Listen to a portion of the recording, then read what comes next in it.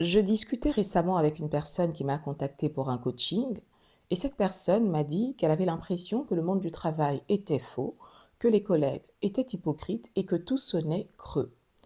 Alors, c'est une frustration qui revient souvent lorsque je discute avec les gens sur leurs relations professionnelles et je dois avouer que ce n'est pas le même ressenti que j'ai vis-à-vis du monde du travail.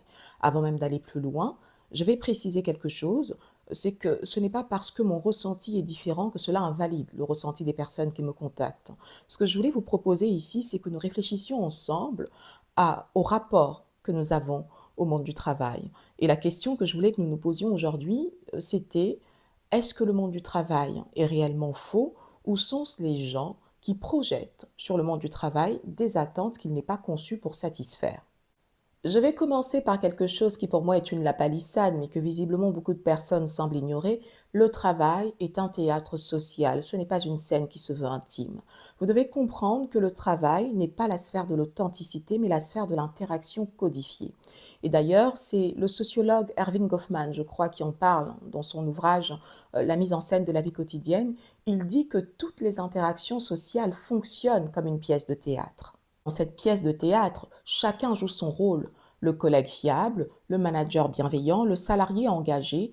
Chaque personne dans le monde du travail joue un rôle. Cela ne veut pas dire que le monde du travail est faux. Cela veut tout simplement dire que le monde du travail est cadré et codifié. Et vous devez l'intégrer.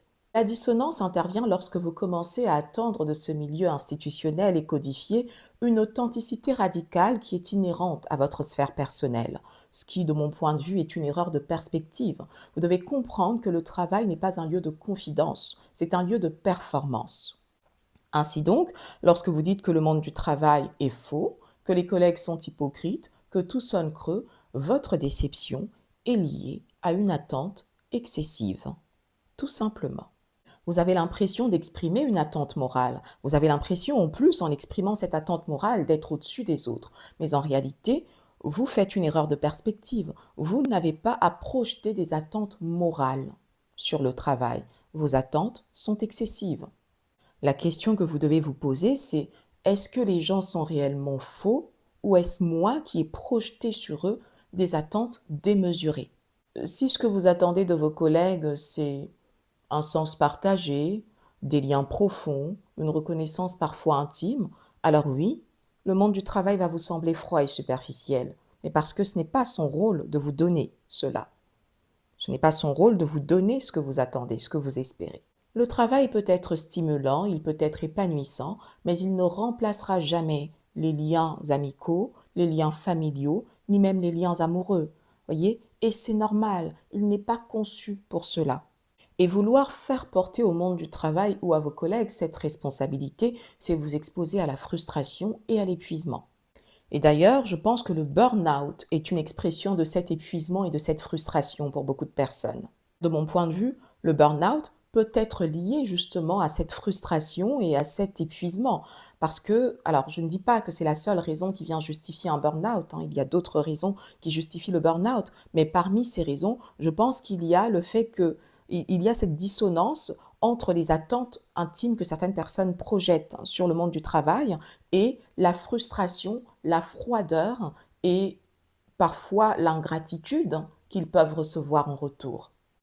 Je pense que le burn-out peut justement naître d'un investissement personnel démesuré dans un système qui ne peut pas toujours répondre avec la même intensité et qui, la plupart du temps d'ailleurs, ne répond pas avec la même intensité. Quand je parle avec des gens qui ont fait un burn-out ou qui sont sur le point d'en faire un, ce que j'entends, c'est qu'ils ont investi leur temps, leurs émotions, leur énergie, leur loyauté et qu'en retour, ils ont reçu des mails automatiques, des deadlines et des KPIs. Et ils ont presque l'impression que c'est de la malveillance, hein. Ils ont l'impression d'avoir en face d'eux des robots, des personnes qui n'ont pas de cœur. Mais la vérité, c'est qu'ils ont donné ce qu'ils n'étaient pas censés donner. En tout cas, pas de cette façon. Et ensuite, je dois faire réfléchir à la dissonance entre le don qu'ils ont fait, qui lui est intime, et la réponse qu'ils ont reçue, qui elle est institutionnelle.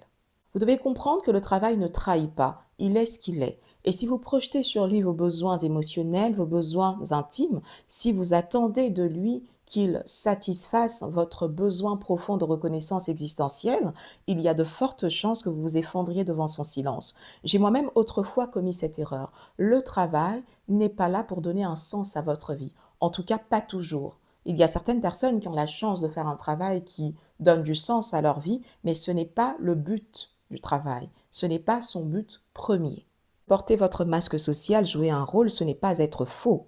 C'est montrer que vous avez compris le modèle dans lequel vous évoluez. C'est adopter une posture qui est adaptée à une situation donnée. Et cela s'appelle le savoir-vivre professionnel, le savoir-être. C'est ce qu'on appelle le savoir-être. Vous ne jouez pas pour tromper, vous jouez parce que le monde dans lequel vous évoluez repose sur des codes. Et montrer que l'on a compris ces codes, c'est une preuve d'intelligence. Parce qu'en réalité, l'intelligence, c'est la capacité à s'adapter. Vos collègues, là, que vous traitez d'hypocrites, que vous considérez comme faux, eh bien, ils ne sont pas faux. D'accord? Vous devez apprendre à porter votre masque social. Nous portons tous un masque social. Refusez de le porter sous prétexte que vous êtes une personne honnête, que vous êtes une personne vraie, c'est une erreur de perspective. Et d'ailleurs, Nietzsche le dit très bien, il y a une formule de lui que j'aime beaucoup, il dit « Tout ce qui est profond aime le masque ». On voit donc à travers cette formule de Nietzsche que le masque social n'est pas quelque chose de faux, que d'ailleurs, en tout cas ça c'est mon point de vue, que c'est une forme d'élégance, une forme d'intelligence, une forme de protection et de justesse sociale.